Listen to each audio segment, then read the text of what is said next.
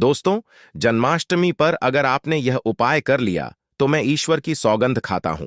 आपके घर से गरीबी दूर भाग जाएगी, आप रातों रात मालामाल हो जाएंगे। मैं भगवान कृष्ण की सौगंध खाता हूं। इस वीडियो को अंत तक देखें। आपका भाग्य ना चमक जाए तो मुझे बताना, लेकिन वीडियो पूरा ही देखना। एक लाइक जरूर करें। अगर आप भगवान कृष्ण से प्यार करते हैं, लड्डू गोपाल से प्यार करते हैं, राधा रानी से प्यार करते हैं, तो एक लाइक जरूर करना। जन्माष्टमी बार बार नहीं आती। सच्चे दिल से कमेंट बॉक्स में लिखे राधे राधे, जय श्री कृष्ण। दोस्तों, पंचांग के अनुसार इस साल भाद्रपद माह के कृष्ण पक्ष की अष्टमी तिथि की शुरुआत 26 अगस्त की रात 329 पर होगी। 27 अगस्त रात 2:19 पर इसका समापन होगा। ऐसे में 26 अगस्त 2024 के दिन कृष्ण जन्माष्टमी का व्रत रखा जाएगा। हर साल भाद्रपद मास के कृष्ण पक्ष की अष्टमी तिथि को कृष्ण जन्माष्टमी के रूप में मनाया जाता है। द्वापर में श्री कृष्ण परम पुरुषोत्तम भगवान का जन्म भाद्रपद की अष्टमी तिथि रोहिणी नक्षत्र और चंद्रमा वृषभ राशि में मध्य रात्रि में हुआ। उनके जन्म लेते ही दिशाएं स्वच्छ व प्रसन्न एवं समस्त पृथ्वी मंगलमय हो गई थीं। विष्णु के अवतार श्री कृष्ण के प्रकट होते ही जेल की कोठरी में प्रकाश फैल गया। कृष्ण के प्राकट्य से स्वर्ग में देवताओं की धून दुबिया अपने आप बज उठी तथा सिद्ध और चारण भगवान के मंगलमय गुणों की स्तुति करने लगे। दोस्तों, जन्माष्टमी व्रत का महत्व। शास्त्रों में जन्माष्टमी के व्रत को 1000 एकादशी व्रत के समान माना गया है। 100 बार गंगा स्नान करने का जो पुण्य मिलता है, मात्र जन्माष्टमी का व्रत करने से प्राप्त हो जाता है। जाप का अनंत गुणा फल देने वाला। जन्माष्टमी के दिन ध्यान, जाप और रात्रि जागरण का विशेष महत्व है। इसलिए जन्माष्टमी की रात में जागरण करके भगवान के भजन कीर्तन करने चाहिए। भविष्य पुराण में इस व्रत के संदर्भ में उल्लेख है कि जिस घर में यह देव का व्रत किया जाता है, वहां अकाल मृत्यु, गर्भपात, किसी भी मां के बच्चे गर्भ में नहीं मरते, गर्भ ठहरता है। वैधव्य, दुर्भाग्य तथा कलह नहीं होती। जो एक बार भी इस व्रत को करता है, उसे श्री कृष्ण का आशीर्वाद प्राप्त होता है। वह प्राणी संसार के सभी सुखों को भोग कर विष्णु लोक में निवास करता है। जन्माष्टमी पूजन विधि। हिंदू धर्म में भगवान श्री कृष्ण की पूजा सभी संकटों से निकालकर सुख, समृद्धि और सौभाग्य का वरदान देने वाली मानी गई है। जन्माष्टमी के दिन प्रातः जल्दी उठकर स्नान आदि से निवृत्त होकर स्वच्छ वस्त्र धारण करें। इसके बाद पूर्व या उत्तर की ओर मुख्य करके व्रत का संकल्प ले। अगर नॉर्थ ईस्ट में भगवान कृष्ण को लगाया जाए तो आप अपने जीवन में धर्म युद्ध में खड़े हैं, कर्म क्षेत्र में खड़े हैं, तो वहां आपकी जीत सुनिश्चित है और आपकी जितनी भी परेशानियां हैं उन्हें कान्हा दूर कर देते हैं। माता देवकी और भगवान श्री कृष्ण की मूर्ति या चित्र पालने में स्थापित करें। पूजन में देवकी, वासुदेव, बलदेव, नंद, यशोदा आदि देवताओं के नाम जपें। रात्रि में 12 बजे के बाद श्री कृष्ण का जन्मोत्सव मनाएं। दोस्तों, जन्माष्टमी पर कान्हा को पीले चंदन या फिर केसर का तिलक जरूर लगाएं। साथ ही साथ उन्हें मोर का मुकुट और बांसुरी जरूर अर्पित करें। लड्डू गोपाल को पंचामृत से अभिषेक कराकर भगवान को नए वस्त्र अर्पित करें एवं झूला झुलाए तुलसी डालकर माखन, मिश्री व धनिये की पंजीरी का भोग लगाएं। तत्पश्चात आरती करके प्रसाद को वितरित करें। दोस्तों, कृष्ण जन्माष्टमी कब है? पंचांग के अनुसार इस साल भाद्रपद माह के कृष्ण पक्ष की अष्टमी तिथि की शुरुआत 26 अगस्त की रात 3:29 पर होगी।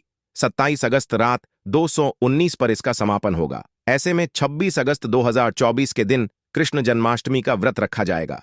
कृष्ण जन्माष्टमी की पूजा मध्य रात्रि की जाती है, इसलिए इस साल भगवान श्री कृष्ण का जन्मोत्सव 26 अगस्त 2024 सोमवार को मनाया जाएगा। दोस्तों, चलिए जानते हैं जन्माष्टमी पर श्री कृष्ण की जन्म कथा। दोस्तों, जन्माष्टमी की यह कथा चुपके से भी सुनने से समस्त तकलीफें, बीमारियां सब समाप्त हो जाती हैं।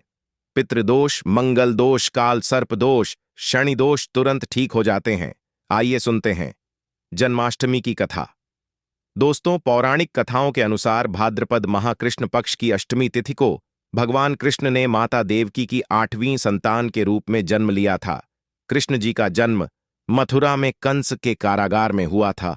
माता देवकी राजा कंस की बहन थी। कंस को सत्ता का लालच था। उसने अपने पिता राजा उग्रसेन की राजगद्दी छीनकर उन्हें जेल में बंद कर दिया था और स्वयं को मथुरा का राजा घोषित कर दिया था। राजा कंस अपनी बहन देवकी से बहुत प्रेम करते थे।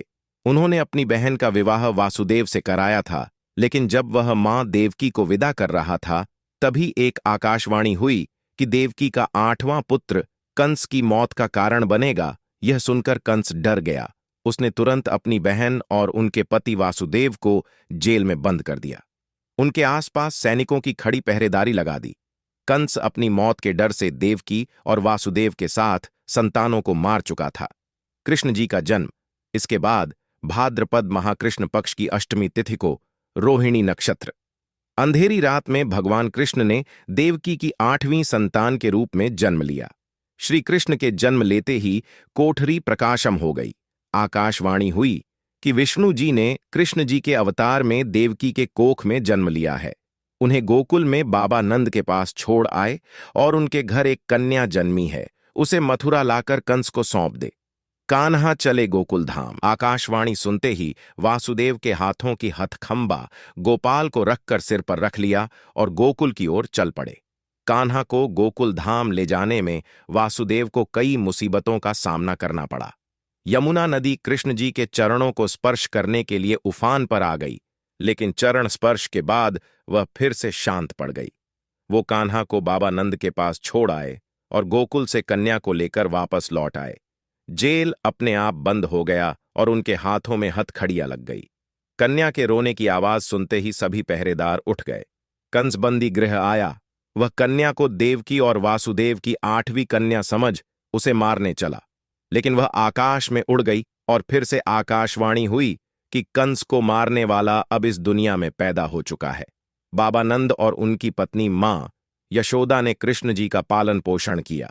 राजा कंस ने कृष्ण जी का पता लगाकर उन्हें मारने की खूब कोशिश की, लेकिन कंस की सारी कोशिशों विफल हुई और कृष्ण जी को कोई मार नहीं सका। अंत में श्री कृष्ण ने कंस का वध किया। राजा उग्रसेन को फिर मथुरा की राजगद्दी सौंप दी। इस तरह से जन्माष्टमी की व्रत कथा पूरी हुई। दोस्तों, आगे बढ़ने से पहले कमेंट बॉक्स में अपनी राशि भी डाल दीजिएगा। यदि हमारे पास कोई उपाय होगा तो वह आकर हम आपके कमेंट के रिप्लाई में बता देंगे। दोस्तों, जन्माष्टमी पर भूल कर भी ना करें। यह गलतियां तुलसी को लेकर ना करें। यह गलती जन्माष्टमी के दिन भूल कर भी तुलसी की पत्तियां तोड़ने से बचना चाहिए। दरअसल शास्त्रों में कहा गया है कि कृष्ण भगवान विष्णु के अवतार हैं और उन्हें तुलसी अति प्रिय है। ऐसे में इस दिन तुलसी की पत्तियां नहीं तोड़नी चाहिए। जन्माष्टमी से पहले आप तुलसी तोड़कर रख लें। बिना तुलसी के जन्माष्टमी का पर्व अधूरा है। भगवान कृष्ण किसी भी ऐसे भोग को स्वीकार नहीं करते जिसमें तुलसी पत्र ना पड़ा हो। ऐसा भोग पाप के समान होता है, जहरीला माना जाता है। चावल खाना, यह बात तो सभी जानते हैं कि एकादशी के दिन चावल नहीं खाने चाहिए, लेकिन बहुत ही कम लोग जानते हैं कि जन्माष्टमी के दिन भी चावल को खाना वर्जित होता है। चाहे आप व्रत रखें या ना रखें, लेकिन जन्माष्टमी के दिन चावल खाना शुभ नहीं माना जाता। तामसिक भोजन, जन्माष्टमी के दिन तामसिक भोजन वर्जित माना जाता है। ऐसे में इस दिन मांस, मदिरा, प्याज और लहसुन नहीं खाना चाहिए। इस दिन गलती से भी लहसुन प्याज का खाना कभी मत बनाना, क्योंकि राहु केतु के कारण ही लहसुन प्याज की उत्पत्ति हुई है और भगवान विष्णु और राहु केतु के बीच में भीषण शत्रुता होती है। अनादर करना, भगवान कृष्ण के लिए सभी भक्त एक समान होते हैं। ऐसे में इस दिन किसी भी व्यक्ति का अनादर करने से बचना चाहिए। एक बार भगवान कृष्ण के भक्त ने एक व्यक्ति का अपमान कर दिया था। उसी क्षण भगवान कृष्ण ने अपने भक्त को श्राप दिया था। इसीलिए किसी का भी अपमान ना करें। गाय को सताना, गाय भगवान कृष्ण को बहुत ही प्रिय है, क्योंकि कृष्ण अवतार में उनका पालन पोषण एक ग्वाले के घर में हुआ था। ऐसे में जन्माष्टमी के दिन किसी भी गाय और बछड़े को भूल कर भी नहीं सताना चाहिए। भगवान कृष्ण गाय को सबसे प्रिय मानते हैं। गाय माता को सबसे ज्यादा प्यार करते हैं। इसीलिए गाय को इस दिन रोटी, फल वगैरह मिठाई अवश्य खिलाएं। जन्माष्टमी के दिन केवल सात्विक खाना खाएं। जन्माष्टमी व्रत में दूध और दही जरूरी है। व्रत के दौरान ताजे फलों के शेख, लस्सी, छाछ या दूध का मजा ले सकते हैं। नारियल पानी पी सकते हैं। जन्माष्टमी के दिन पेड़ों को काटना भी अशुभ माना जाता है। श्री कृष्ण हर चीज में बसते हैं और हर चीज उनमें बसती है। बल्कि हो सके तो इस दिन ज्यादा से ज्यादा पेड़ लगाने चाहिए। इससे घर और परिवार में सुख और शांति बनी रहती है। भगवान कृष्ण सदा पीपल के वृक्ष में रहते हैं। पीपल वृक्ष पर जन्माष्टमी पर जल अवश्य अर्पित करें, इससे वह प्रसन्न जल्द होते हैं। दोस्तों, जन्माष्टमी के दिन ब्रह्मचर्य का पालन करना अनिवार्य होता है। इस दिन पूरे पवित्र मन तन से भगवान की पूजा करनी चाहिए। कम से कम इस दिन पत्नी से दूर रहना चाहिए। जो पति पत्नी जन्माष्टमी पर एक दूसरे से दूर रहते और संयम और नियम का पालन करते हैं तो उन्हें एक सुशील और सुंदर पुत्र की प्राप्ति होती है। ऐसे बालक का मुख भगवान कृष्ण की तरह होता है और शरीर भगवान कृष्ण की तरह कोमल होता है। जो लोग इस दिन व्रत रखते हैं तो उन्हें रात में 12 बजे से पहले अपना व्रत नहीं खोलना चाहिए। उससे पहले व्रत खोलने से पूजा का फल नहीं मिलता है और व्रत भी अधूरा माना जाता है। जन्माष्टमी पर करें इन मंत्रों का जाप। भगवान कृष्ण की कृपा से आपकी समस्त गरीबी दूर हो जाएगी। आप धनवान हो जाएंगे, मालामाल हो जाएंगे। आपके घर में राधा रानी की कृपा बरसेगी, माता लक्ष्मी की कृपा बरसेगी। दोस्तों, श्री कृष्ण मंत्र क्रम। कृष्णाय नम भन। श्री कृष्ण के इस मंत्र का जाप करने से धन धान्य की प्राप्ति होती है। ऐसे में जन्माष्टमी के विशेष अवसर पर इस मंत्र का जाप करने से साधक को शुभ फलों की प्राप्ति होती है। हरे कृष्णा कृष्णा कृष्णा हरे हरे हरे राम राम राम हरे हरे करने से भगवान कृष्ण के कान खड़े हो जाते हैं।